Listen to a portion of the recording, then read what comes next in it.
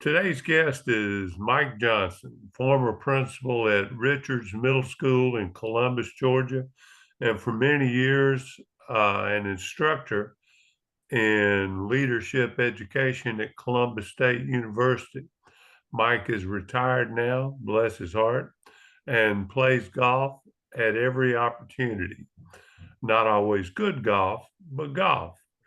Good So, point. welcome, Mike, and thanks for being here today. Sure. Glad to be here. Uh, Tell me where you're originally from, Mike. Well, I'm a preacher's kid, so all over Georgia. Um, Grew up in Montezuma, Douglas, Thomasville, Macon, and Brunswick before I went to college. Oh my goodness gracious. What denomination? Methodist. Yep. I could tell by the way you said you moved around. Yeah. Uh, where'd you go to elementary school, Mike? I went to an elementary school in Douglas, an elementary school in Thomasville, then a junior high in Thomasville, 1 year of high school in Thomasville, junior high in Macon, 2 years of high school in Macon, and 2 years of high school in Brunswick. Graduated from Glenn Academy. My goodness. That's a cosmopolitan education, isn't it? Well, in South Georgia, it's about as close to cosmopolitan as you can get. That's right.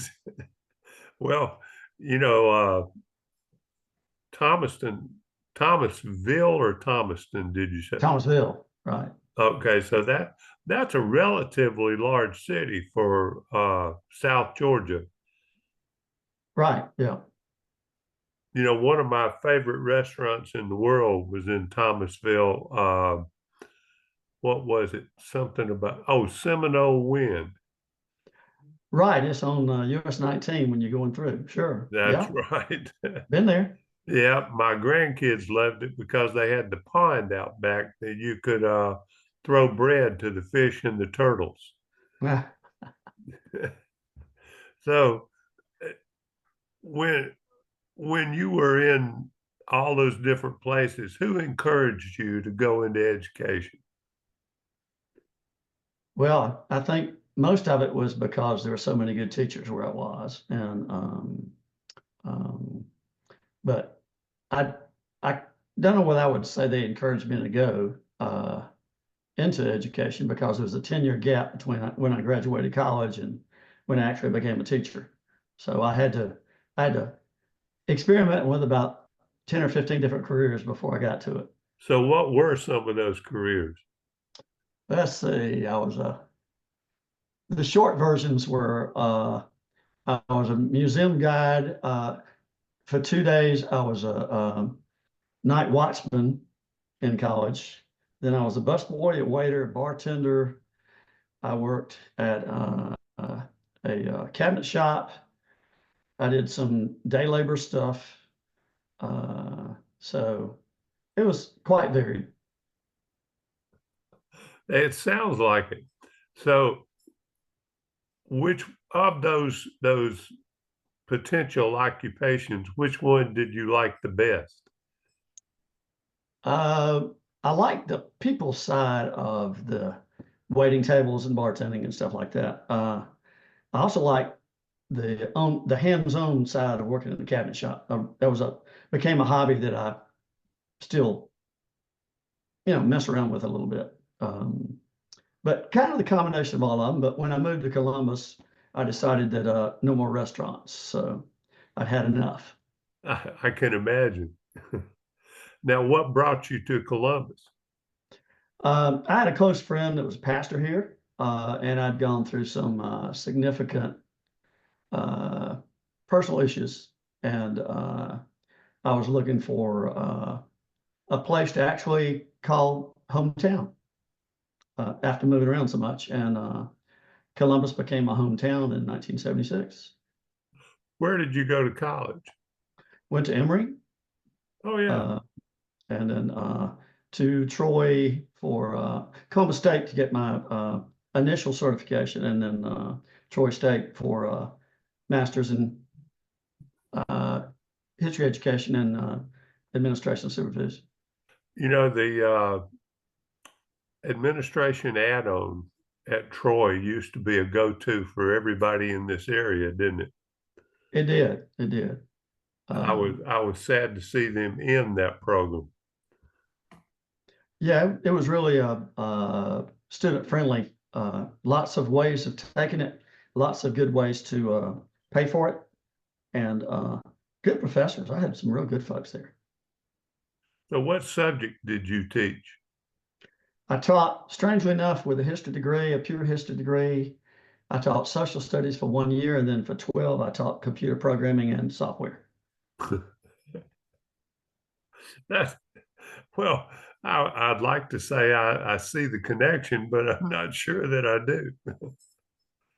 The opportunity came when Gerald Carey at Kendrick asked me if I was interested in teaching computer programming, and I was the last hired in social studies and had the least desirable classes in the department.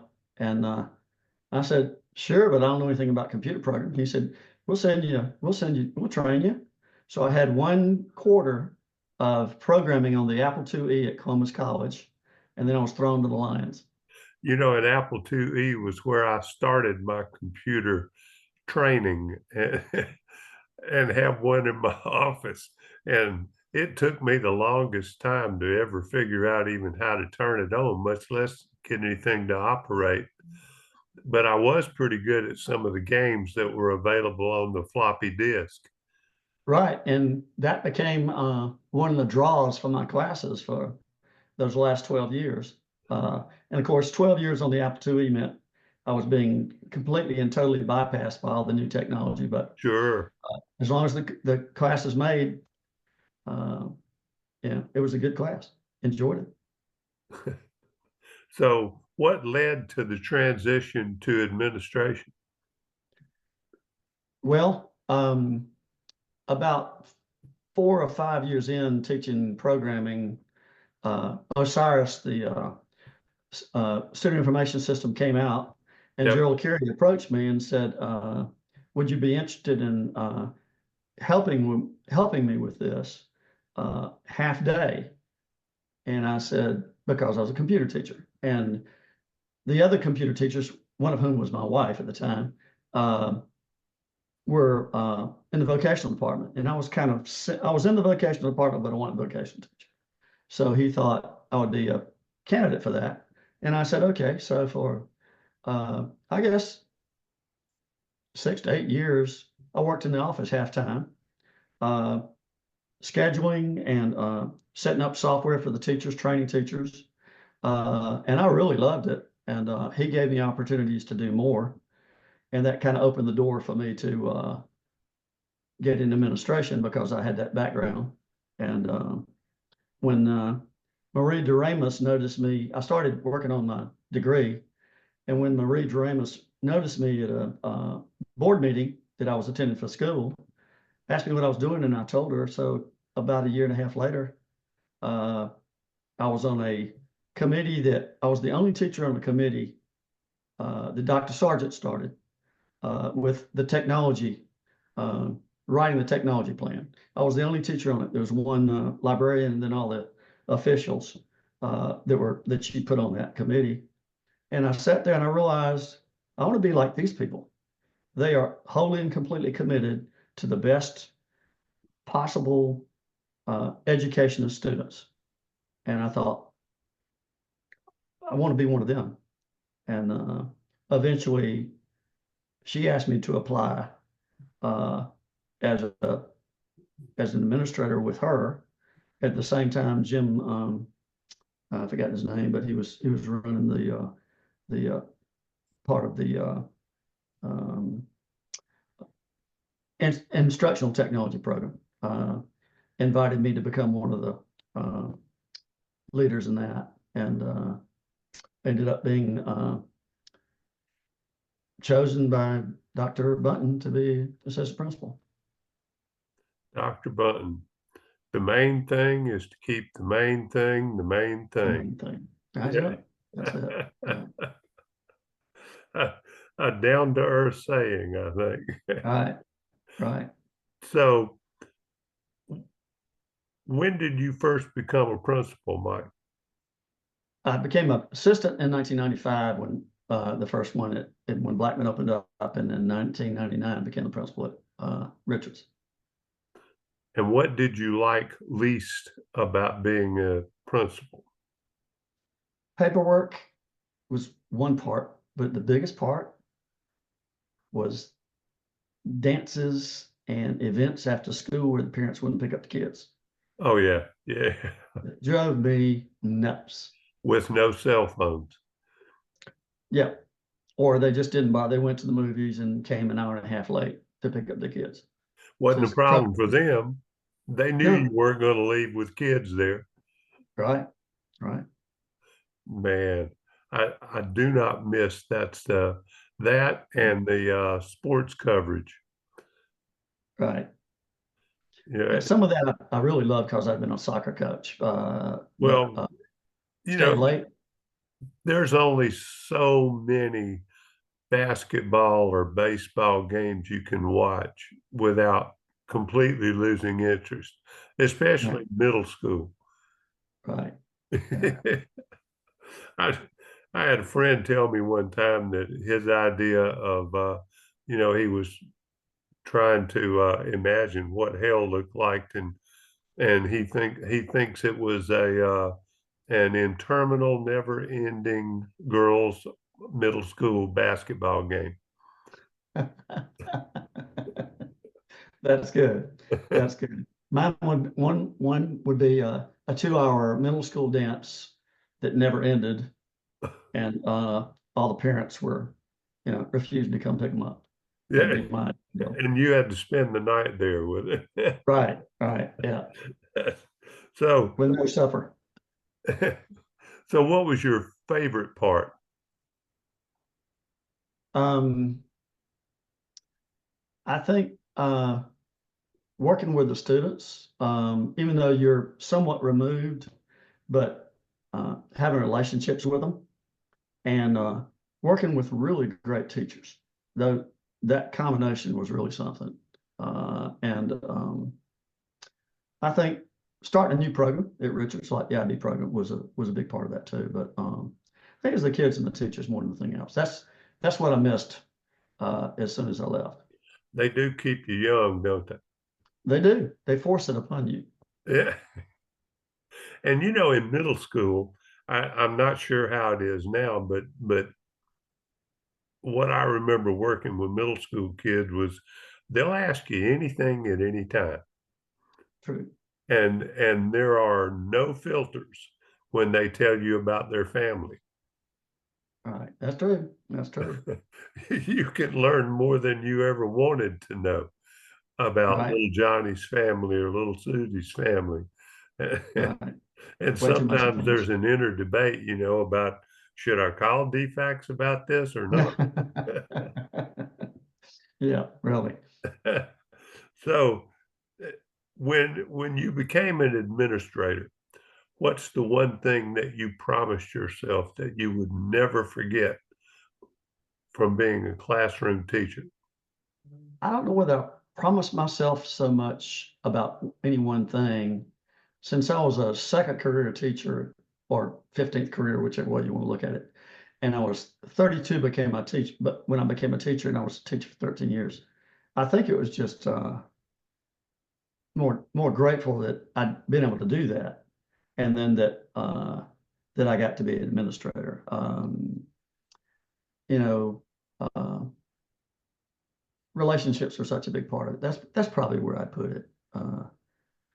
I think I was in such abject terror when I became a principal of trying to figure out how to do it all and not foul it up, that I think I was more focused on that than I was on, oh, let me remember this one thing.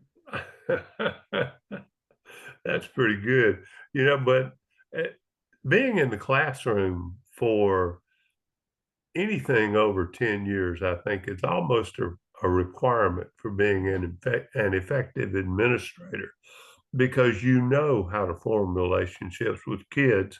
And Right, there's really not that much difference in students and teachers when you get right down to it.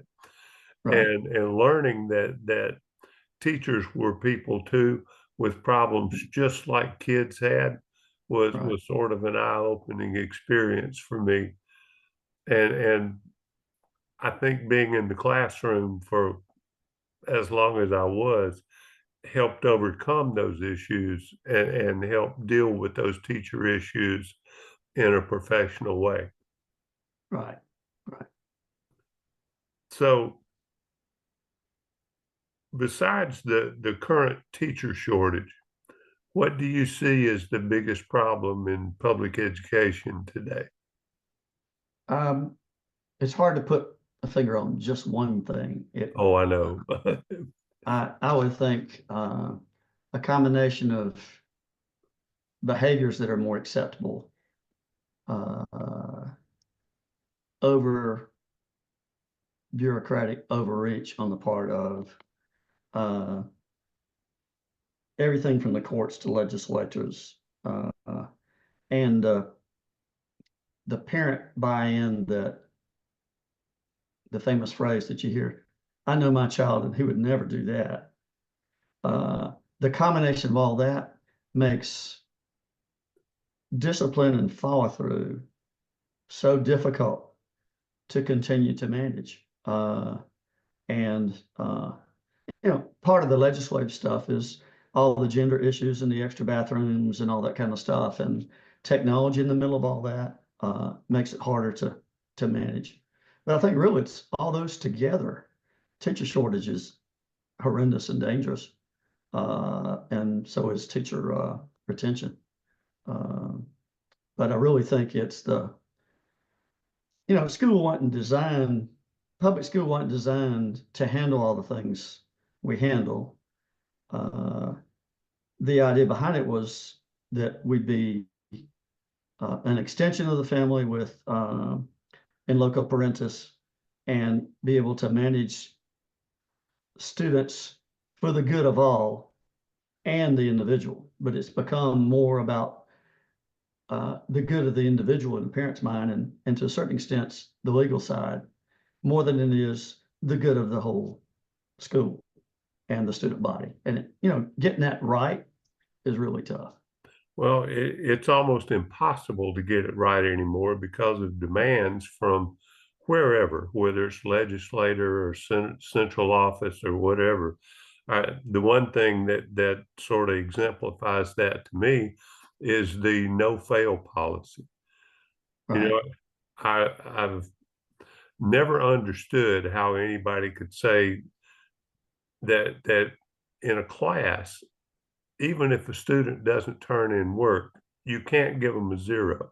Well, wait Right. a minute. If they don't learn how to fail, how are they going to learn how to get better? If they expect somebody to just sort of zip them through, one way or another, regardless of what they do or don't do, what are they learning here? I think they're learning how to be unsuccessful and unaccountable. Right. Right. It in middle school, it's a little tricky because of the age.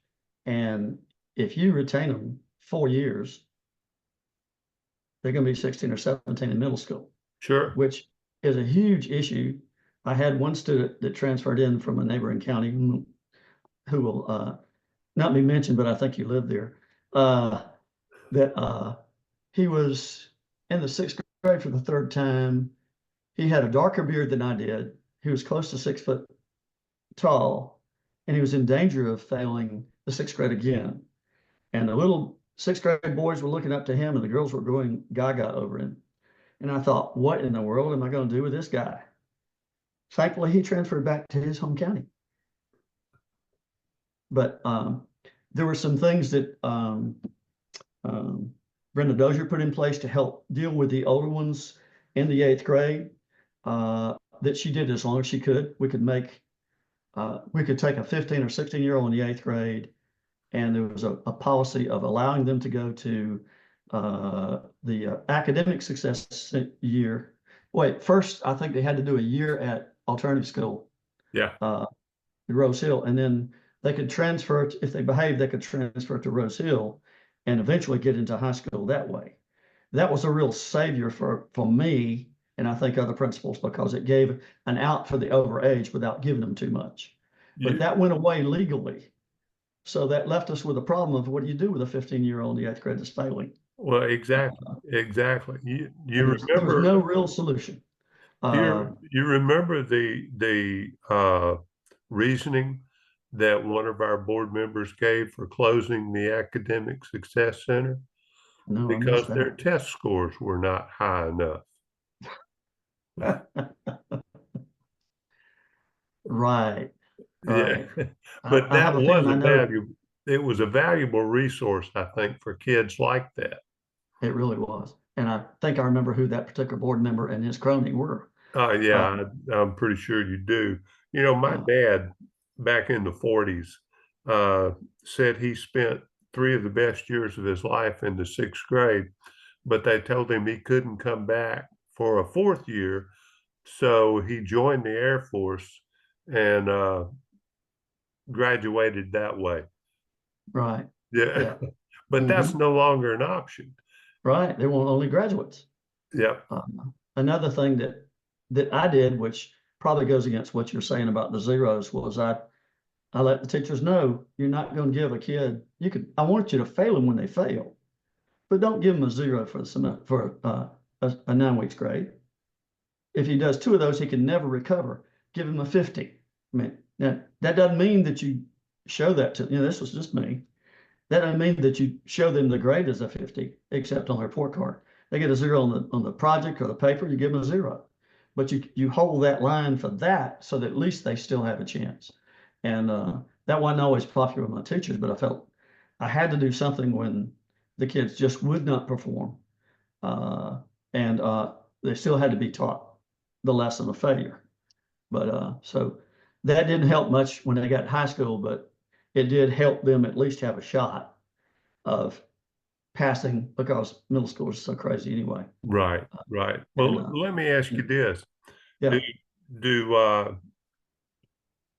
do you think that requiring students to attend, like compulsory attendance laws, are in some cases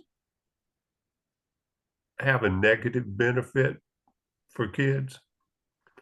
sometimes because if they're laying out, it's one thing, but when there've been a lot of family issues, deaths, or a total lackadaisical parent, the only recourse we had was to hold the kid accountable. We Sure. couldn't hold the parent accountable. Not really. And this is going to sound harsh, but you know, it's it's kind of like homeschool. I mean, there were laws in place to hold homeschool accountable, but were they really doing it? I mean, there was such a massive number of students that were not being accountable for their absences uh, that it was very difficult to do.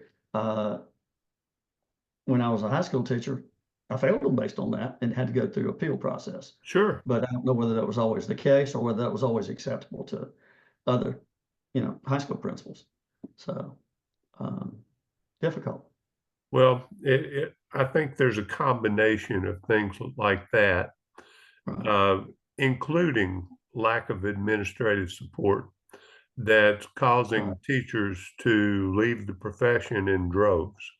Right. That's a big one right Yeah. there. And I did notice that, there were schools that just didn't seem to have the teacher turnover that others did. And when I looked at that, what I found was the principals that supported teachers, uh, even if there were some other negatives, that teachers responded to that by staying there and Right. not transferring to other places.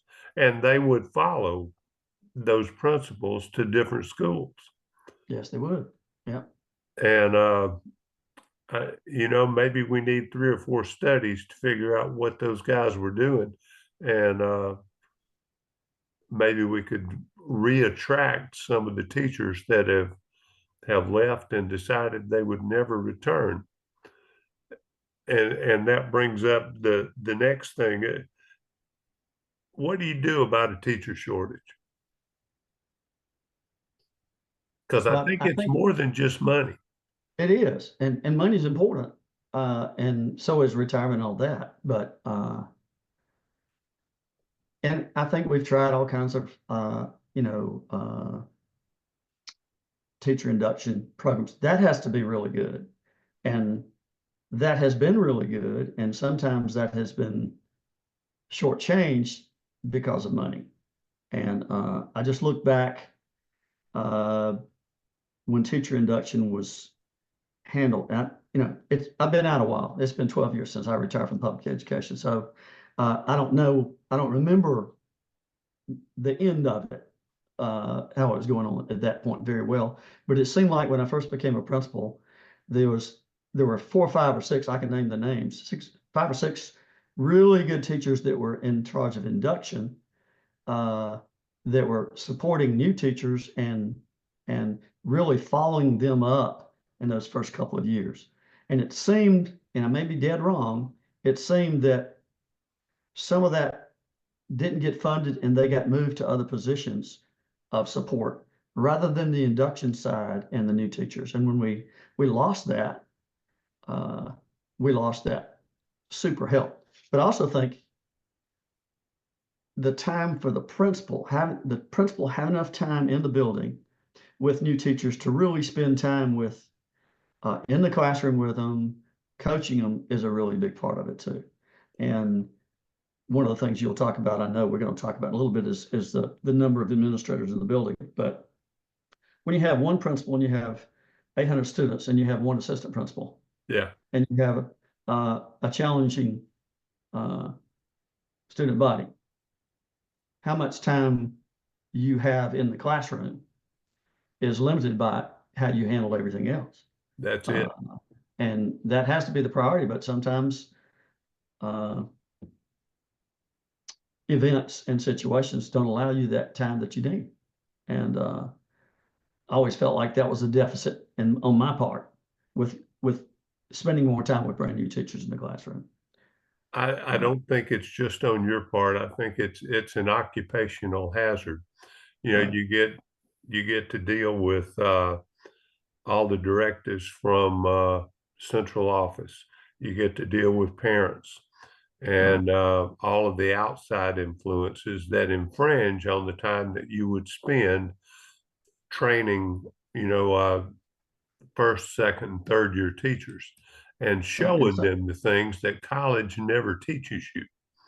Right, right. And And I'm sorry, go ahead. no, I know that teacher education has improved a great deal since I went through. And for, the first 2 or 3 years that I was teaching, I I spent that time discovering what I didn't know. Right. And thank goodness I had some guys I could call on. I had a friend of mine that said after his first 3 months of teaching, he came very close to driving back to Oxford and demanding his money back. Yeah, yeah, yeah. And I think some of the time involved is, and I'm sure you feel this way, that as I've known you over the years, that some of the programs for education, especially the way principals are supposed to train teachers and all that, spend so much time away from the building, and it's missing all the fundamentals of teaching. It's become the latest and the greatest theme that somebody's pouring money into, like the Bill Gates Foundation. Some of that was good, and some of that was really experimental and not fundamental for what we needed in the classroom. And that also took a lot of time and energy away from, let's get back to the main thing, Yeah, you're right about that. And one of the things that I noticed was the single most effective way of training teachers was one-on-one time with either an administrator or an experienced teacher. Right. And not large groups sitting in a classroom setting, or a faculty meeting. Well, anyway, we could go on and on about that for a while, but one of the things I wanted to mention was what you touched on a second ago about the 89% increase over the last 10 years of mostly district level administrators and only 4 to 5% increases in student population and or teacher population. So it seems that we are being over administrated to a great degree and doing so at the expense of teacher positions that could actually lower class sizes and allow more personal intervention and education. Right, right. As somebody that has seen that as a superintendent, you understand that. Oh, absolutely. And I'm grateful for what Dr. Lewis did when he came with putting the chiefs over regions. I thought that was a great idea, and I never was able to receive a dean, but I think having deans in middle and high school, if that's still the case, I assume it is, I don't put know. more boots on the ground as far as being able to uh, make a little bit more of a hierarchy in the building as opposed to one or two administrators and everything flat. Because in middle school, department chairs don't have a lot of influence. They some, but not like they do in high school. Yeah. And but and there are good things with having some kind of uniformity in the mission of the district when you've got 8 or 9 high schools. And I get all that, but you're right. And I also understand that all the legal stuff has forced that on districts. But as you said, the bottom line boils down to what's in the building, and more teachers, better trained teachers, and more supported teachers in the building are where the rubber meets the road. I mean,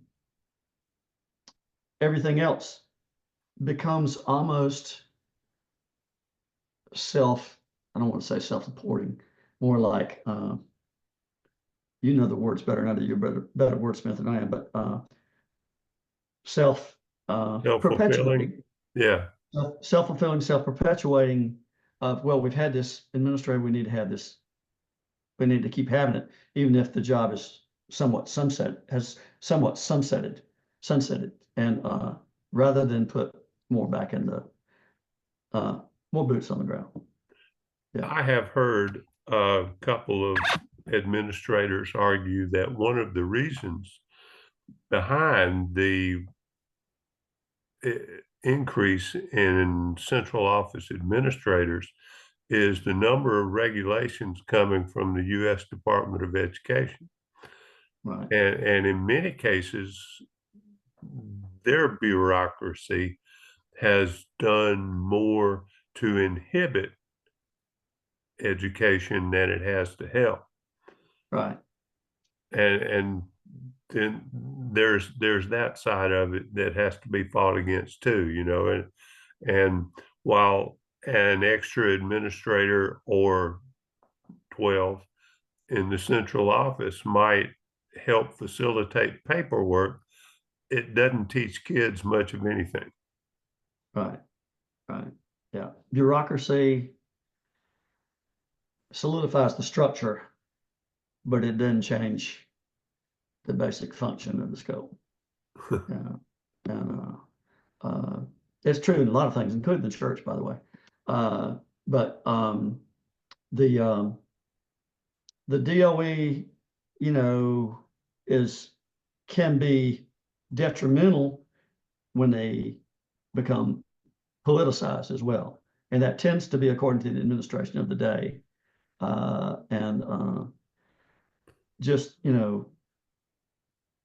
common sense, as we all know, is lacking especially in big government bureaucracy. And I'm not like, oh, I'm an anti-government kind of guy. It's not me. Just lean and mean works better. And it's harder. It's harder. Education's hard. It's supposed to be hard because it matters. Yeah, that's exactly right. I heard our friend Fred Maynard mention to me once that he thought every legislator and every district employee needs to spend at least 4 weeks in a classroom before they make any laws about education. Right. As a substitute. Yeah, that's right. They really want to see it be a substitute. And in both a really good teacher's classroom and a really not so good teacher's classroom. Yeah, that's right. They can see what's supposed to happen and what often doesn't. There's a world of difference. And if you've been in a school building long enough, you can tell the difference when you open the door. True. And I even imagined, I don't know if this was true or not, but I imagined I could sense the minute I walked in the front door of a school building, I could get an idea about how effective the administrators were by what I saw when I walked through the front door. Right. And I think there's something to that. Right. If the halls are full of kids and nobody seems to have any direction, then the whole school probably needs improvement. Right. Yeah. Well, And continuous improvement is might have come out of business, but it in a lot of ways, when it's effectively done, it's really good for education too. So yeah, you're right. You're right. Well, listen, do you have any wisdom for aspiring administrators, Mike? Integrity really matters. Hard work matters. Listen to the good teachers, not necessarily the complainers. And there are plenty of both. There's always plenty of those. Dig in, spend whatever time. Basically, it's the kind of thing where whatever it takes. And don't get bogged down in paperwork or minutia. And just make the school and the kids the priority for you, and let your personal career take a large back seat.